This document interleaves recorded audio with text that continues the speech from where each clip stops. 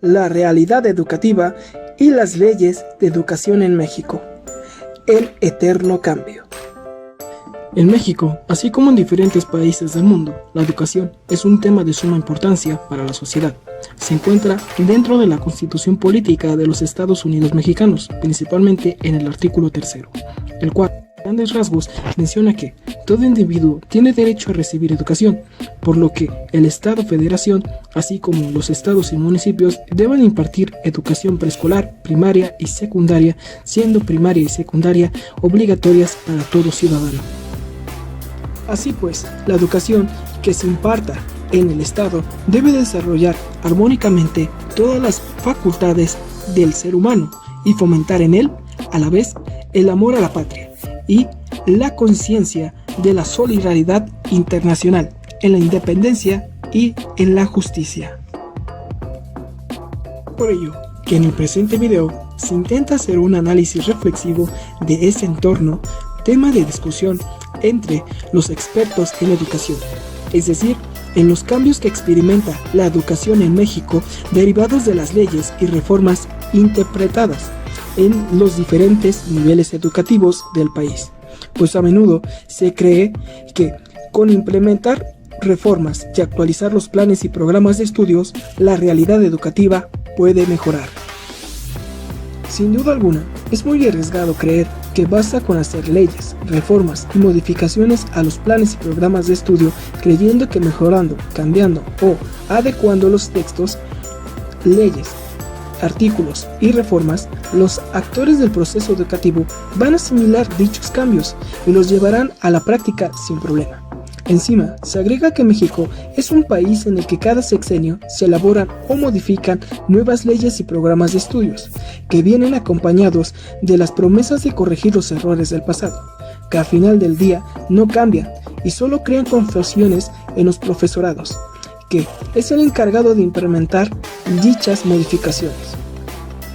Respecto a la parte anterior, no faltan los opinólogos, críticos y expertos de organizaciones internacionales como el BM, Banco Mundial, o la OCDE, Organización para la Cooperación y el Desarrollo Económico, UNESCO, Organización de las Naciones Unidas para la Educación, la Ciencia y la Cultura, entre otras. Podríamos retomar las opiniones de extranjeros de dichas instituciones para abordar lo antes expuesto, pero preferimos retomar las palabras de un investigador mexicano, quien describe esta situación de la siguiente manera. Se ha creado un imaginario social donde lo nuevo aparece con un elemento que permite superar lo anterior. Díaz Barriga, 2005.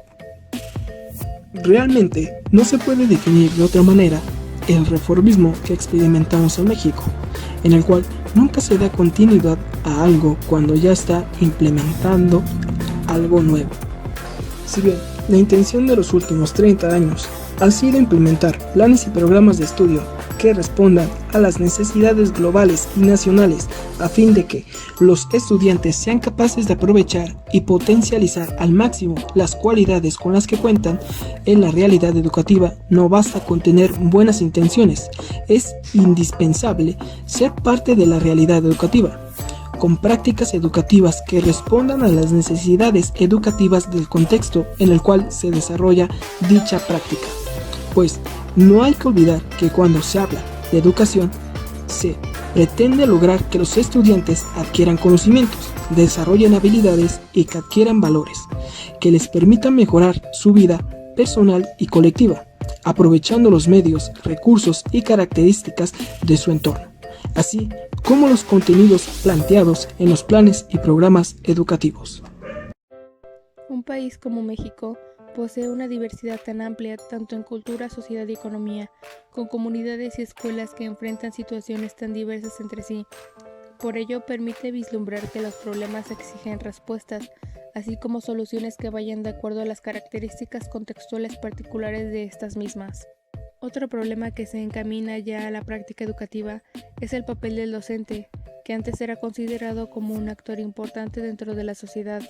pero que a medida que pasan los años se ha vislumbrado y se cree que es el responsable de todos los problemas educativos. Si a esto se le agregan los resultados de pruebas estandarizadas como Planea o PISA, que si bien permiten tener parámetros de los niveles de logro alcanzados, estas están cerradas a una realidad estándar, que un país como México no puede considerar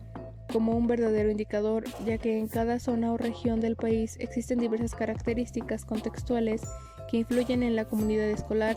lo cual genera una realidad diversificada de logros alcanzados. También se ha hecho todo lo posible por evidenciar y desvalorizar las carencias y logros de la formación docente. Por ejemplo, que el estudiante no adquiera los conocimientos necesarios representa la carencia del docente para poder implementar estrategias, técnicas o actividades de aprendizaje adecuadas para los estudiantes.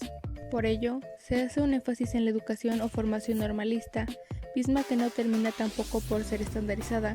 pues existe una diferenciación entre el normalismo, generando una competencia constante entre sí, reflejando una falta de conciencia histórica dentro de la misma formación, así como una falta de identidad, pues cuando se habla de normalismo no se distingue si se es rural o estatal. De dicha diferenciación se ha creado un magisterio dividido entre quienes pertenecen al Sindicato Nacional de Trabajadores de la Educación y quienes integran la Coordinadora Nacional de Trabajadores de la Educación, volviéndolo débil, que únicamente espera las decisiones que se toman desde arriba para ser simples operarios del sistema. Pareciera que tenemos a muchos docentes que se han olvidado de su profesión y lo que conlleva, es decir, que implica una constante formación y reformación en el ámbito educativo. Convendría mantener como consigna permanente recordar que la profesión docente no es algo estático, sino que se encuentra en un constante cambio a partir de las necesidades de los educandos, ya que lo que se utilizaba para cierto grupo o época social y que proporcionaba buenos resultados, en la actualidad puede no funcionar del todo o nada. Por esta razón, el docente debe actualizar sus conocimientos, así como crear o innovar sus métodos de enseñanza. Lo anterior no es un tema nuevo, pues ya diversos pensadores lo han mencionado. Entre ellos, podemos destacar a Paulo Freire, quien lo refiere de la siguiente manera: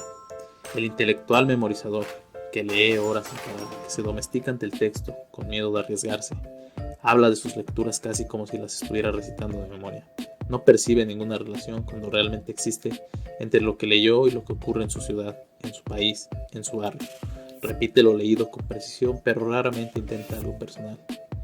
Sin duda alguna, esta situación nos lleva a recordar momentos durante nuestra formación académica, en la que si bien poco a poco hemos realizado intentos por erradicar esa manera de concebir el aprendizaje, aún sobrevive, dando como resultado de dichas prácticas estudiantes que son pasivos, que esperan instrucciones para poder así trabajar o realizar actividades. Básicamente son estudiantes que no tienen autonomía ni libertad, tanto para poder explayar su creatividad como para autorregular su aprendizaje. Lo cual nos invita a repensar qué tanto ha cambiado la educación en México, en especial en esta época que presenta diversos cambios principalmente tecnológicos, y si a esto agregamos una pandemia que ha hecho constante una referencia hacia las dificultades que se han tenido para lograr que los estudiantes adquieran los aprendizajes esperados. En una modalidad virtual, la pregunta que más genera interés es: ¿la educación presencial garantiza la adquisición de dichos aprendizajes? ¿Por qué cuestionar lo anterior? Básicamente porque por años se ha venido hablando de dificultades de aprendizaje, y el problema es que poco o nada se ha hecho en el ámbito académico para cambiar dicha situación. Lo cierto es que todos los análisis concuerdan en que no existe una fórmula o receta para garantizar que el aprendizaje de los estudiantes, ya sea de manera presencial o a distancia, pueda romper con el temor a la libertad y la autonomía, tanto por parte de docentes como de alumnos. Por un lado, los docentes muchas veces le temen a perder el control de su grupo,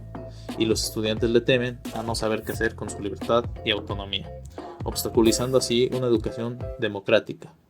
Las escuelas y docentes debemos seguir trabajando para lograr que se adquiera dicho carácter libertario. Por ello es necesario seguir repensando la manera en que se desarrolla la práctica educativa.